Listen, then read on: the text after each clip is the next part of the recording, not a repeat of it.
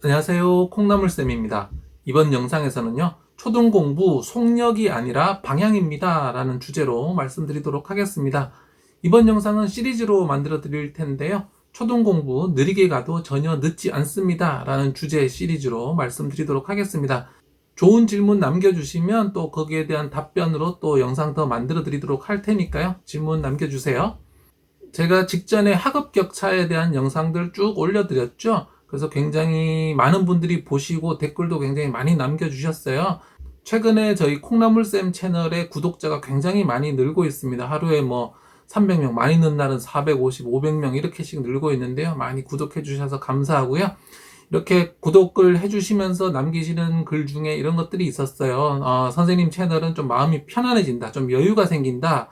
보통은 뭐 안 하면 큰일 날 것처럼 자꾸 이야기를 하는데 조금 천천히 가도 된다, 여유 있게 해도 된다 라고 말씀하셔서 좀 여유가 생깁니다. 이런 말씀 많이 하셨고요. 또 질문 중에는요, 그런데 왜 천천히 가도 되는지, 왜 선생님 자녀를 천천히 느리게 가고 있는지 좀 더 자세히 알고 싶습니다 라고 물으셨어요. 좋은 질문이고요. 좀 더 자세하게 이해를 하면 더 마음이 편안해지시겠죠. 무작정 그냥 위로하는 말로 느리게 가도 괜찮습니다, 저도 천천히 하고 있어요, 이런 말들은 금방 위안은 될지 몰라도 시간이 조금만 지나면 다시 불안해지실 수 있거든요. 그래서 또 다른 이야기들, 어머니들의 불안을 자극하는 이야기들을 듣더라도 불안해지시지 않도록 제가 왜 느리게 가도 되는지, 저는 왜 제 아이를 좀 천천히 시키고 있는지에 대해서 좀 더 자세히 말씀 나눠드리도록 하겠습니다. 관련된 영상들 아래 설명 누르면 나오니까 또 보시면 좋을 것 같고요. 좋아요, 구독하기, SNS 공유까지 더 좋은 영상을 만드는 데 큰 힘이 됩니다.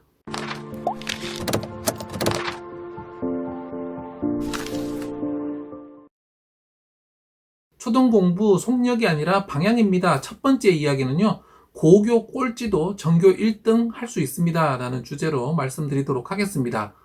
우리 어머니들께서 불안하신 이유는 초등학교 때 못 따라가면 중학교 때도 못 따라가고 고등학교 때도 못 따라갈 거라고 생각을 하시기 때문이죠.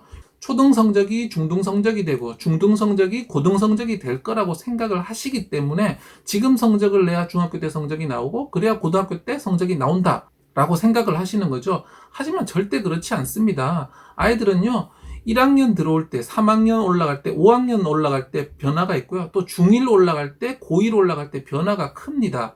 제가 지금 방금 제목으로 말씀드린 것처럼요, 고등학교 1학년 때 꼴찌했던 아이가 전교 1등까지 되고 서울대 법대 가서 판사가 된 사례도 있습니다. 그 학생만 특별한 거 아니냐고요? 아닙니다. 예전에 공부가 가장 쉬웠어요 라는 그 책 아시나요? 고등학교 때까지 공부를 제대로 안 했는데 막노동 일을 하다가 나중에 성인이 돼서 공부해서 전국 1등을 해서 결국 서울대 법대인가 갔던 걸로 제가 기억을 하는데요. 이런 사례들이요, 어머니들 생각보다 상당히 많습니다. 그러니까 초등학교 때 따라가지 못하면 고등학교 때도 못 따라간다는 생각, 어느 정도 완전히 틀린 이야기라는 말씀은 아니지만요, 얼마든지 뒤집을 수 있는 가능성들이 있고 할 수 있다라는 거죠. 그래서 초등학교 때 그 100점 만점 시험 점수가 그렇게 생각만큼 중요하지 않습니다. 이렇게 고등학교 때 최하위 순에 있다가 결국 전교 1등 서울대까지 간 학생들의 사례들이요, 책으로 만들 만큼 나와 있는데요. 관련된 책을 유튜브에서도 리뷰로 소개해드리고 네이버 오디오 클립에서 제가 하고 있는 팟캐스트 책 아이를 만나다 라는 팟캐스트 있거든요. 거기서도 조만간 읽어드리도록 하겠습니다. 초등공부 속력이 아니라 방향입니다. 두 번째는요, 중3 이후 치고 나갈 수 있는 공부 역량이 핵심이다 라는 주제로 말씀드리도록 하겠습니다.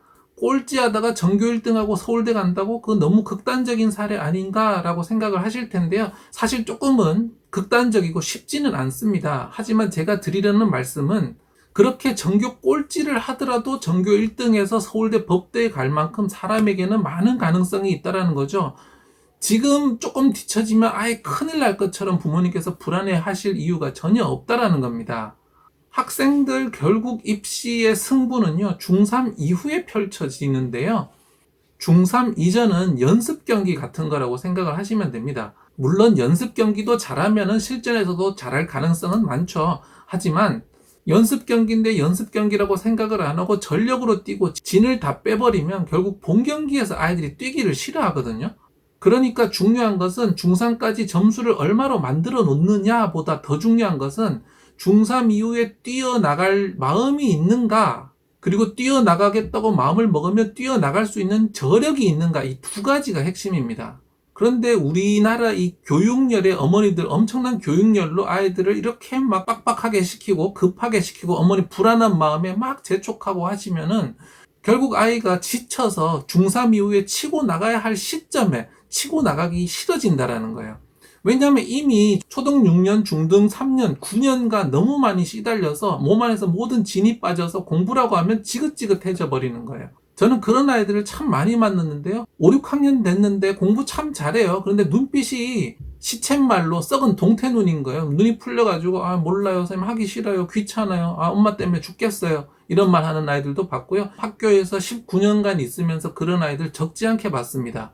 그런 아이들 지금 당장은 성적 나오는데 그 아이들이 중3 이후에 고등학교 됐을 때 그래 지금부터 내가 공부를 해야 되겠어 라고 마음을 먹을까요? 절대로 그렇지 않거든요. 그런 아이들은 지쳐서 나가 떨어지는 아이들을 정말 많이 봤습니다. 우리가 일반적으로 학군지다, 공부 좀 많이 시킨다, 저 엄마 대단하다 라고 하는 엄마들이 시키는 그런 양으로 했을 때 그 아이가 끝까지 버틸지는 새로운 시각으로 봐야 된다는 거죠. 물론 그렇게 시킨다고 반드시 실패한다는 이야기는 아니죠. 성공하는 아이도 분명히 있을 것입니다. 그런데 성공하는 아이들이 몇 퍼센트 될까요? 사실 결국 성적으로 보면 대부분은 실패하는 거 아닌가요? 몇 명의 성공을 보고 저렇게만 하면 성공하는구나, 저렇게 안 하면 실패하는구나 라고 섣불리 단정 지으시면 안 되겠습니다.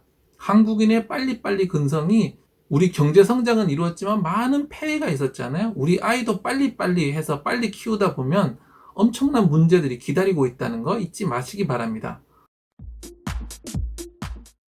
초등 공부 속력이 아니라 방향입니다. 오늘 정리해드리면요. 첫 번째는 고교 꼴찌를 하더라도 전교 1등 서울대 가는 사례들 많다라는 말씀 나눠드렸습니다.